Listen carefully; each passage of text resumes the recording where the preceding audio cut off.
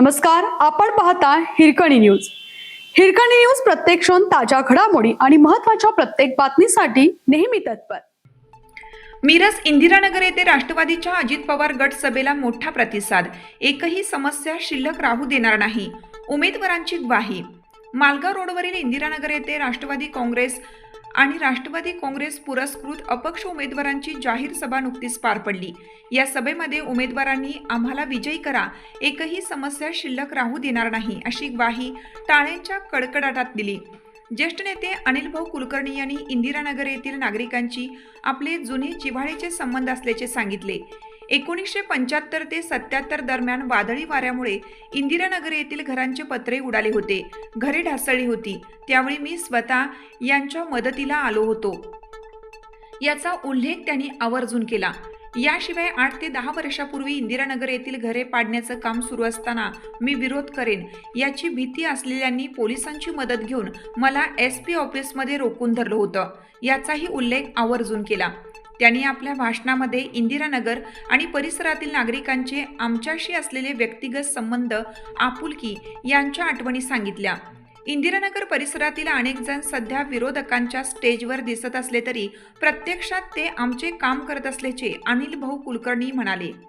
यंदाच्या निवडणुकीत अनेक जण गाठ पडले, मागील निवडणुकीत आमच्या हातून चूक झाली, ती दुरुस्त करण्याची संधी द्या, असं त्यांनी सांगितलं. आम्हाला माहिती आहे या परिसरातील लोक, मतदार आमच्या पाठीशी आहेत. या दरम्यान उद्योजक शरद जाधव यांनी विरोधकांवर टीका केली. तेच प्रश्न, त्यांच्या समस्या या ठिकाणी दिसून येत आहेत. ड्रेनेज पाईप फुटलेली आहेत, पाण्याची लाईन वाहत आहे, इतरही समस्या आहेत. समस्या त्याच आहेत. 6 महिने ते 1 वर्षामध्ये आम्ही या परिसराला चकचकीत करून सोडू, एकही समस्या राहणार नाही अशी ग्वाही शरद जाधव यांनी दिली. शैलेशदादा देशपांडे यांनी आपल्या भाषणात विरोधकांवर टीकेची झोड उठवली. विरोधकांकडून वेगवेगळी आश्वासने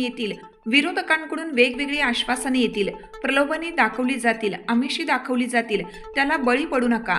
आम्ही राजकारण व्यवसाय म्हणून करत नाही. विरोधकांना राजकारण व्यवसाय म्हणून करायचं आहे, त्यातून काहीतरी मिळवायचे आहे. आमचा उद्देश तो नाही. आम्हाला राजकारणातून घरे भरायची नाहीत, असे शैलेशदादा देशपांडे यांनी सांगितलं. आतापर्यंत त्या चेहऱ्यांना संधी दिली आहे, यावेळी नवीन चेहऱ्यांना संधी द्या. नवीन पर्याय आमच्या रूपाने तुमच्या समोर आम्ही आणला आहे, त्याला तुम्ही संधी द्या. विरोधकांना घरी बसवा, असे शैलेशदादा देशपांडे यांनी आवाहन केलं. 3 घड्याळ आणि 1 टेबल अशा निवडणूक चिन्हावर बटन दाबून विजयी करावे, असे आवाहन त्यांनी केलं. यावेळी राष्ट्रवादी काँग्रेसचे उमेदवार सौ सिद्धिताई पिसे, सौ रेखाताई भगत, शिशिर शरद जाधव तसेच अजित पवार प्रणित राष्ट्रवादी काँग्रेस पुरस्कृत अपक्ष उमेदवार शैलेशदादा देशपांडे उपस्थित होते. मोठ्या संख्येने नागरिक, विशेष करून महिला वर्ग उपस्थित होता. या सभेने प्रभागातील वातावरण बदलल्याचे राष्ट्रवादी तसेच राष्ट्रवादी पुरस्कृत अपक्ष उमेदवारांच्या विजयाचे संकेत, खात्री या सभेने मिळाली. एक दिवस तरी खातं का कोण? सकाळचं संध्याकाळी खावं म्हणलं तर लोक नाकं मुरडतात. हे खाऊ काय, दुसरं काहीतरी कर म्हणून म्हणतात.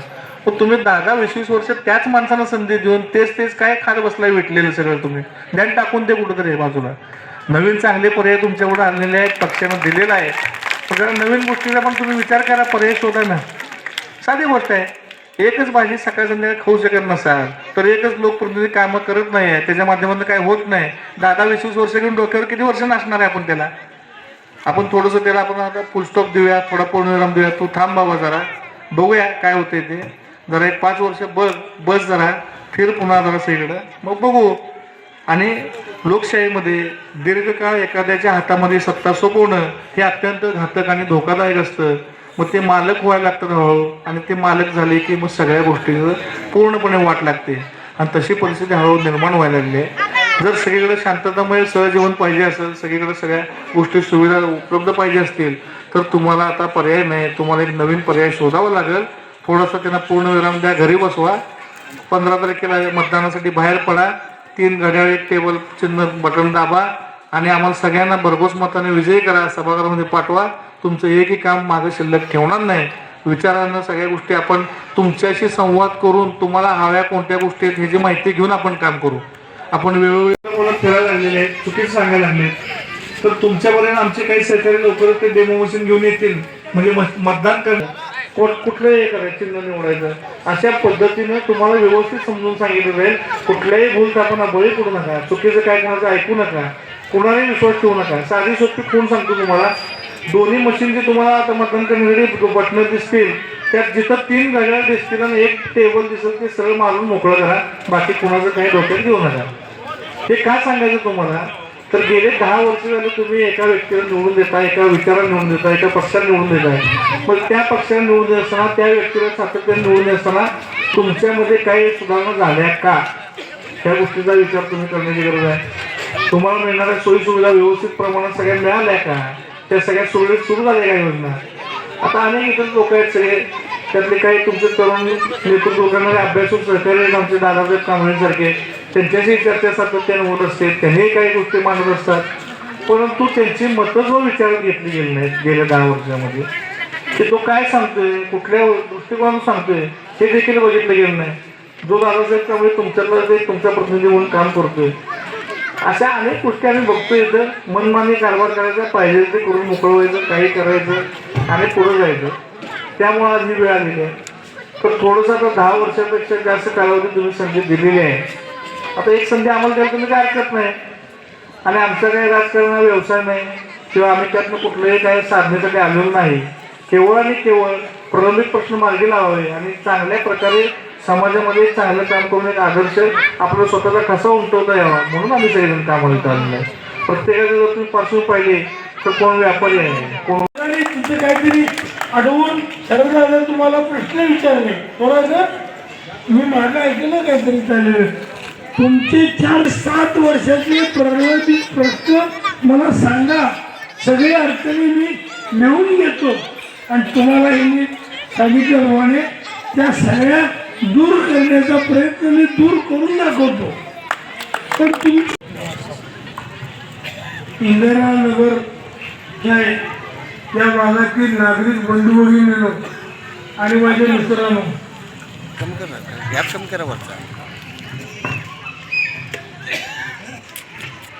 मला वाटतं 90% लोकांना काही सांगायला कारण नाही की अनेक लोक कोण आहे.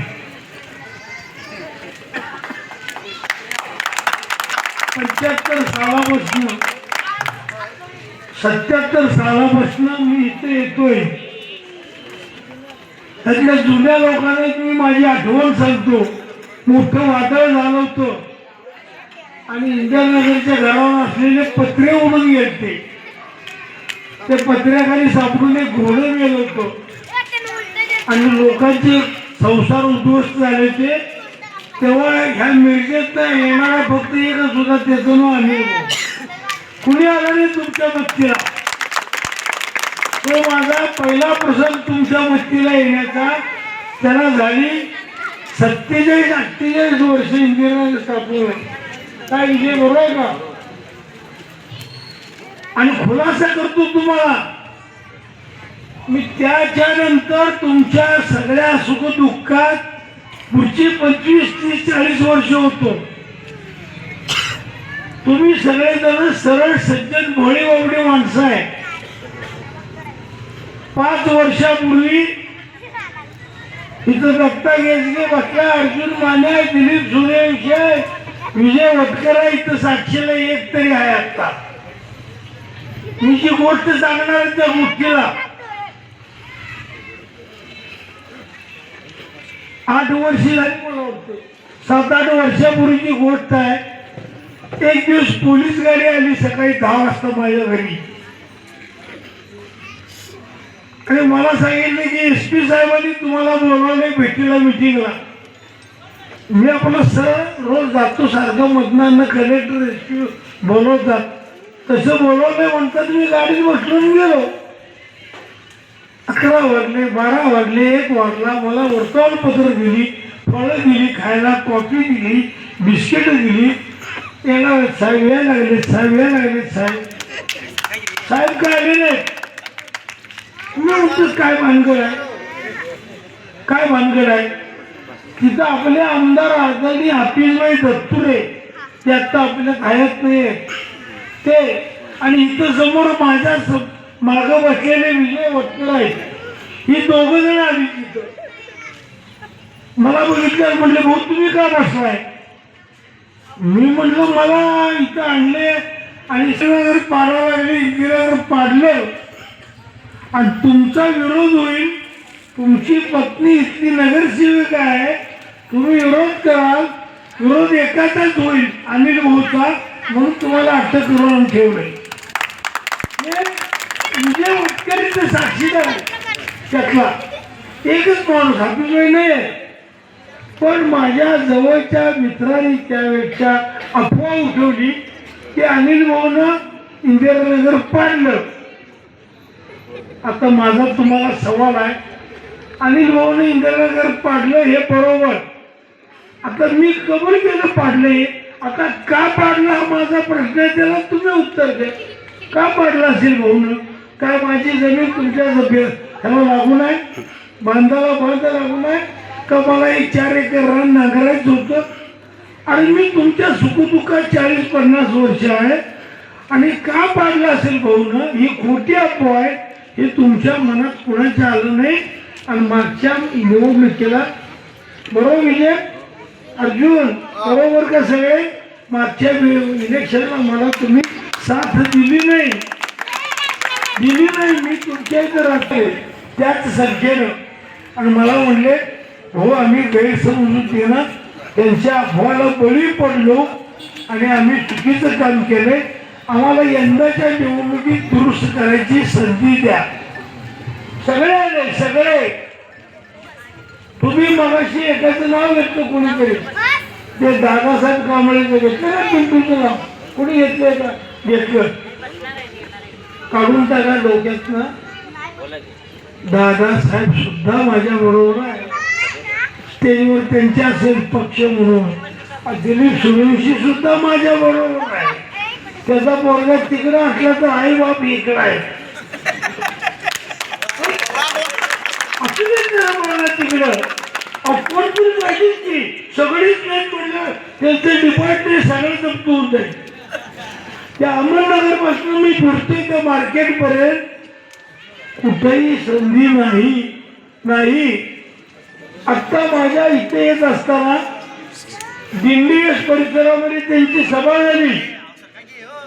आता दिंडीवेस म्हणजे त्यांचा बाले किल्ला, तो माझा बाले किल्ला. पूर्वपार 25 वर्ष बायका माणसं घराला कुलप घालून सगळी मिटिंगला तिथं मंगल कार्यात जमलेली आहेत. सगळ्या बायका, सगळ्याच्या घराला कुलप आहे. 2 टेम्पो भरून बाहेरनं माणसं आणली खुर्च्यावर बसायला. इथं बाहेरचं तर कोण नाही, सगळी इंग्रजांची लोक आहेत. तिथं त्याला आत यायला काय अर्जुन संधी नाही, परवानगी नाही असं करून टाकले. परवाशी शाहू कॉलनीत सभा झाली, तिथं कोणतरी शाहू कॉलनीत 1-2. नमस्कार. वार्ड नंबर 4च्या या प्रचाराच्या सभेसाठी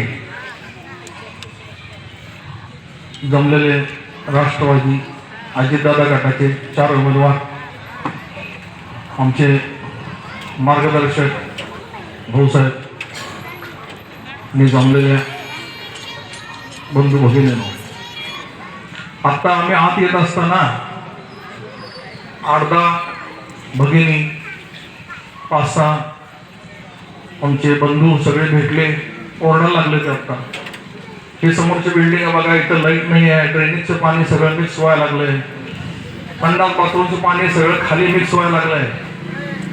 मग आम्ही त्यांना सांगितलं तुम्ही ज्यांना निवडून दिलाय त्यांना हा तुम्ही का प्रश्न विचारत नाही? काय तर आम्हीच दाखवून प्रत्येक वेळी खेळ खंडोबा करून जाते. आम्ही सगळे व्यावसायिक लोक आहे, आमचा उद्योग धंदा राजकारण करून हानाहानीचा नाही आहे.